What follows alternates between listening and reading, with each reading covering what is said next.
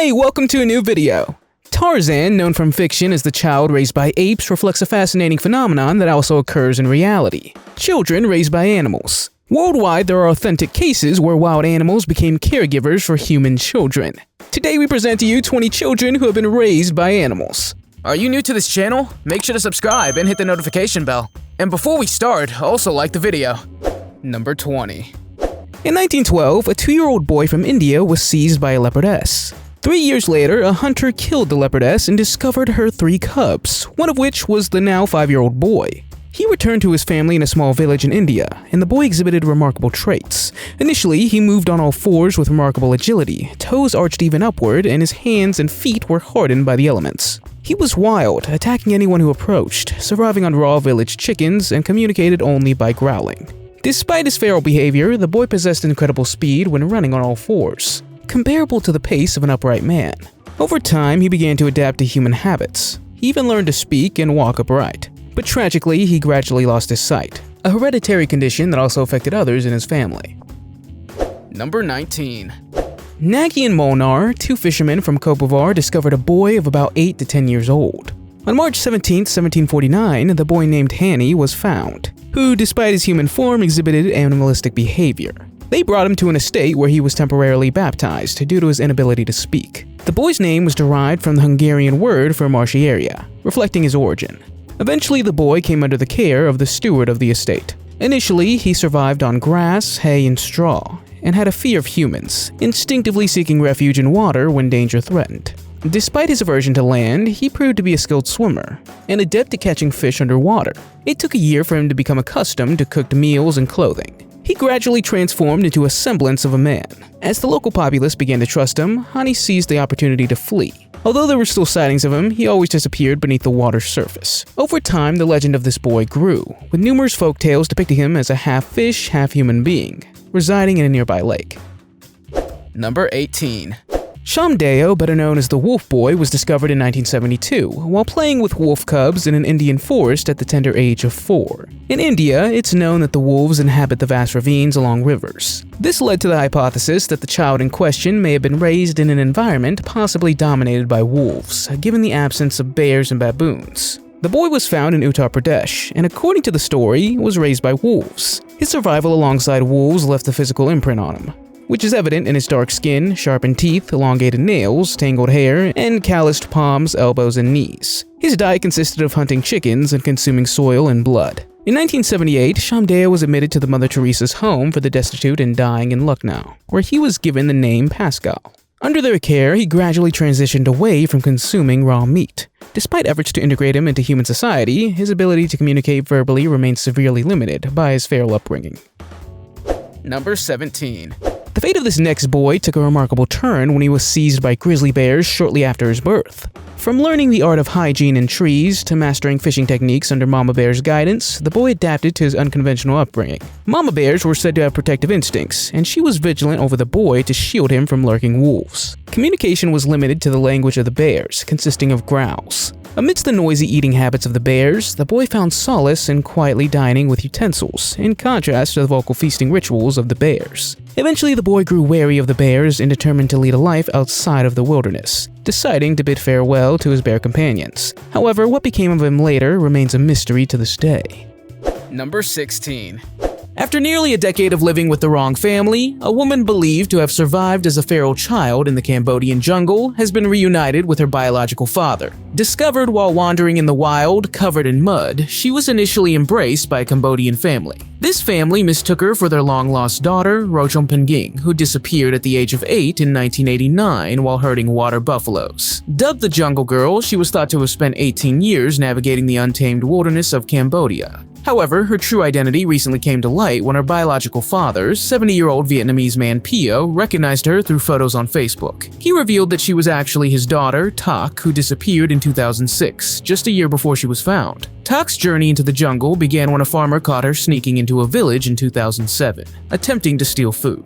As she struggled to adapt to civilization, she exhibited signs of mental health issues. Additionally, she often rejected clothing, and multiple times expressed the desire to return to the jungle. Number 15. In the 19th century, a man named Dina Sanichar, often compared to the fictional character Mowgli, underwent a remarkable upbringing. Raised by wolves in the Indian wilderness, he spent his formative years believing he was one of them. His story took a dramatic turn when hunters discovered him in a cave in Uttar Pradesh in February 1867 and brought him to a nearby orphanage. At the Sikandra Mission Orphanage, missionaries attempted to teach Dina the basic principles of human life, such as walking and speaking. However, bridging the gap between human behavior and animal instincts proved insurmountable for him. Unlike the Disney version of Mowgli's story, Dina's story did not end with a seamless integration into human society. During his time at the orphanage, which dubbed him the nickname Wolf Boy, he exhibited more the behavior of a wild animal than that of a human. Additionally, he moved on all fours, struggled to stand upright, and subsisted solely on raw meat and bones as nourishment. Despite efforts to reintegrate him into human society, Dina never acquired the ability to speak or fully adapt before he passed away around the age of 35 in 1895. Number 14. Meet Sujit Kumar, a 32-year-old Fijian known as the boy raised as a chicken.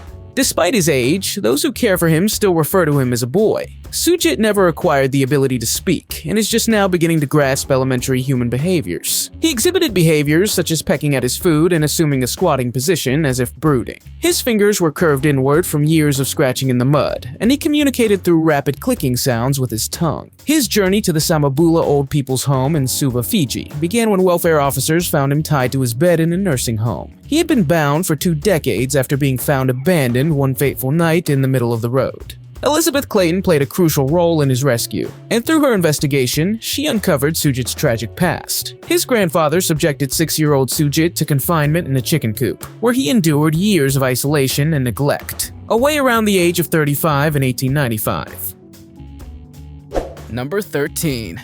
Reflecting on her early years, Marina Chapman shares a remarkable tale of growing up solely among apes in the depths of the Colombian jungle. During this time, she learned the art of survival, gathering berries and roots, scavenging for bananas left behind by her primate companions, seeking shelter in tree hollows, and traversing the terrain on all fours. Her life took a drastic turn when she was eventually rescued by hunters after losing her ability to communicate in the human language. She claims to have been trafficked to a brothel in the city of Cucuta, lived as a street child, and suffered under the control of a mafia family. Eventually, she found salvation through the intervention of a neighbor, and she relocated to Bradford, Yorkshire. After this ordeal, she forged bonds with the young apes, closely observed their behavior, and learned invaluable survival techniques such as tree climbing and self-care.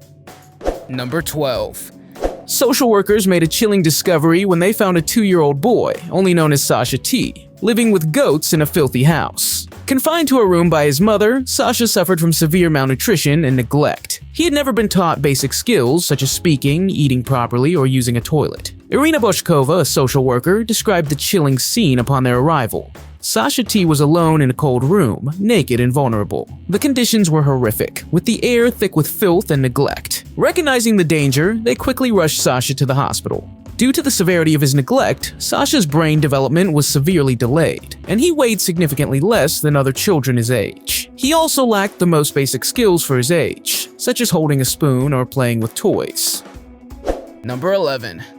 One of the most sensational stories of feral children revolves around 2 girls, Amala and Kamala, who were reportedly raised by a she-wolf. In 1920, a reverend encountered a she-wolf with her cubs, 2 of whom had human features, with long, tangled hair. They were brought to an orphanage in Midnapore, India, where the reverend and his wife were stationed. The girls walked on all fours, their knees and palms calloused from habitual movement. They had a preference for raw meat and lapped up liquids with their tongues, often consuming food in a crouched position. Their thick red lips kept their tongues permanently protruded, and they panted like wolves, exhibiting nocturnal habits such as prowling and howling. Despite their aversion to human contact, the Reverend gradually formed a bond with Kamala through tenderness and affection. Through meticulous efforts in skin softening, nutrition, and gentle touch, she succeeded in gaining Kamala's trust and creating an environment conducive to learning. After 5 years in the orphanage, Kamala showed some intellectual progress. Number 10. Ivan Mishakov was a young child from a poor family, who found himself on the harsh streets of Moscow in the 1990s. He sensed the vigilant presence of stray dogs and quickly learned that offering food earned their protection and warmth. Over time, trust developed, and at just 4 years old, Ivan became the leader of the pack. But his newfound sense of belonging was short-lived. Authorities intervened, using bait to distract the dogs while they captured Ivan, leaving him vulnerable without their protective presence. Prior to his time on the streets, he had a difficult childhood under the care of an alcoholic grandfather who often left him to fend for himself for days on end. Seeking refuge, Ivan found comfort among stray dogs in the mid-1990s while begging for food alongside his canine companions near Moscow. Throughout 2 years of companionship, Ivan formed deep bonds with the dogs, affectionately calling them Jessie, Goga, Masha, and Seva. Despite multiple attempts, authorities struggled to separate Ivan from his faithful canine family, as the dogs fiercely protected him. Eventually rescued at the age of 5 or 6, Ivan was torn between his human saviors and the dogs he considered family. Tragically, local officials chose to euthanize the dogs. Number 9. In October 1970, a frail and hunched figure entered a welfare office in Los Angeles County, her hands held up in an odd manner resembling a rabbit. Initially believed to be about 6 or 7 years old, the girl's appearance fascinated welfare officials. It was her mother, afflicted with cataracts, who had accidentally brought her along to the office while seeking services for the blind. However, officials soon realized that the girl, whom they would later call Jeannie to protect her identity, was unlike any child they had encountered before.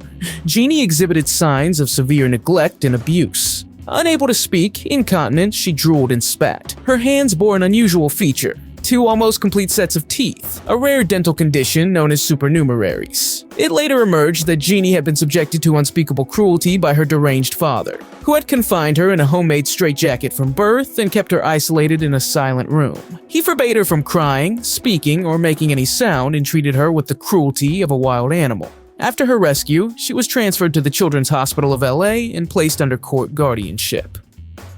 Number 8.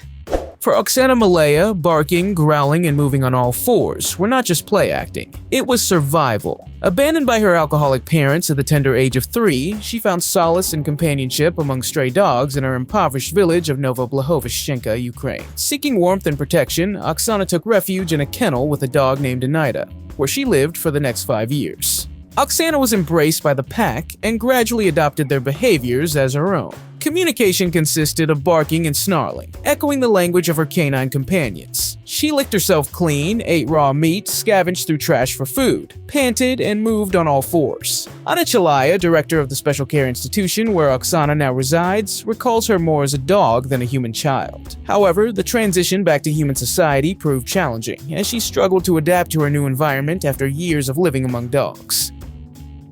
Number 7.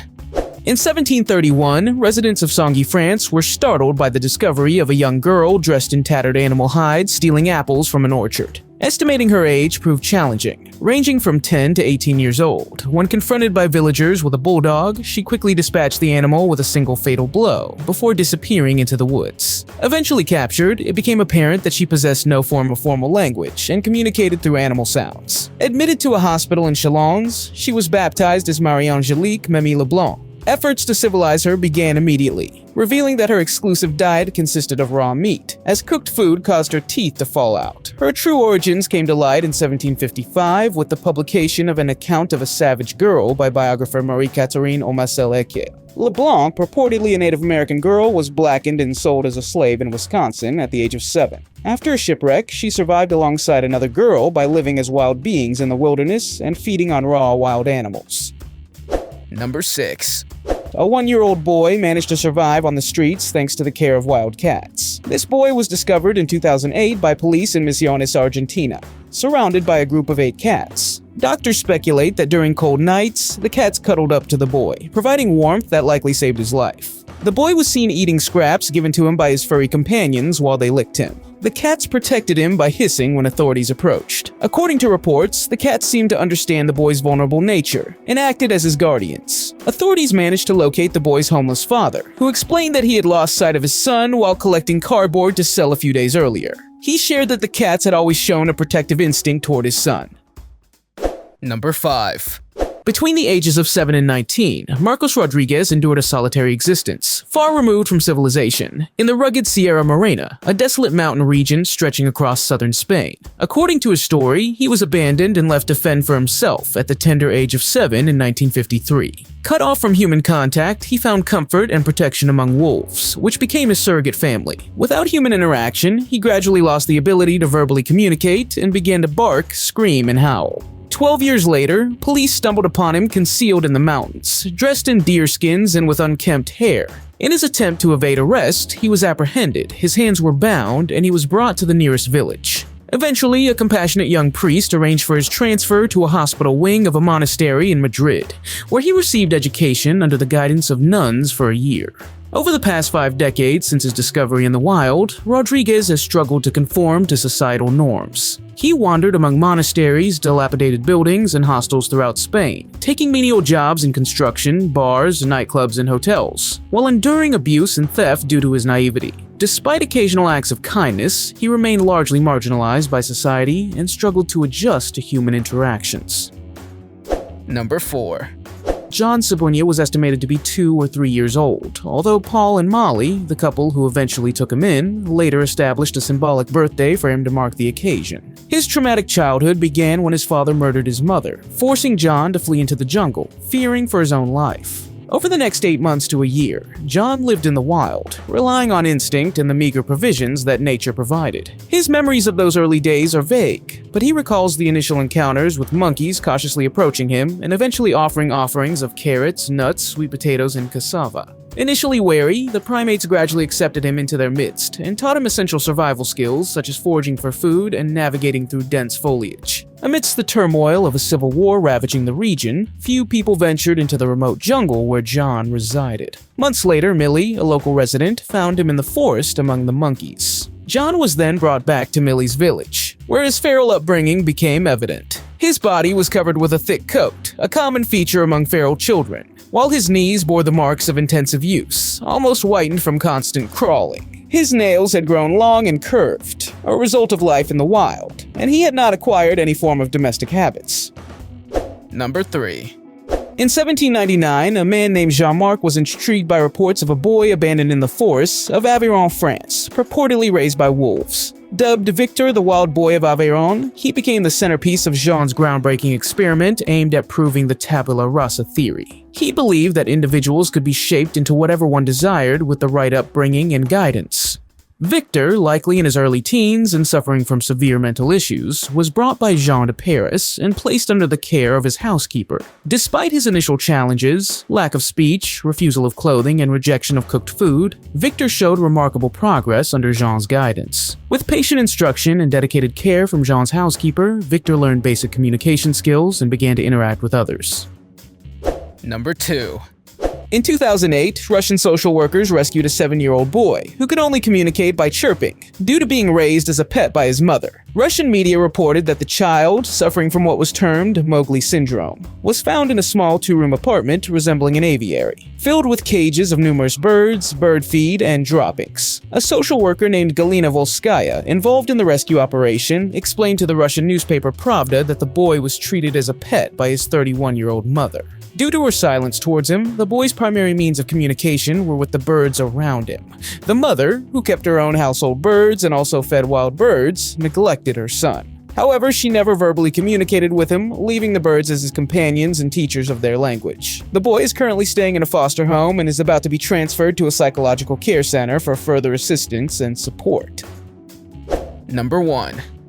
Discovered without clothes and alone in the German wilderness in 1725, a boy known as Peter the Wild Boy was about 11 years old at the time of his rescue. At around the age of 12, Peter was taken to London, where he became the human pet of King George I. Exhibiting animal-like behaviors such as running on all fours and stealing from the pockets of courtiers, he earned the nickname Wild Boy. Despite his novelty, Peter's behaviors eventually became too much for the palace inhabitants, leading to his relocation to a farm in Hertfordshire, where he spent his remaining years under the care of compassionate farmers. He had to wear a collar inscribed with Peter, the Wild Man of Hanover. Upon his death in 1785, he was laid to rest in the cemetery of St. Mary in Northchurch. Subsequent examination of Peter's portrait suggests he may have suffered from Pitt-Hopkins syndrome, a rare genetic disorder associated with distinctive facial features and intellectual disability, which may shed light on his parents' decision to abandon him. Would you like to be raised in the jungle by an animal? Let us know in the comments. If you like the video, give it a thumbs up. If you want to see more videos we've made, click on the screen or take a look at the channel. Thanks for watching, and I'll see you next time.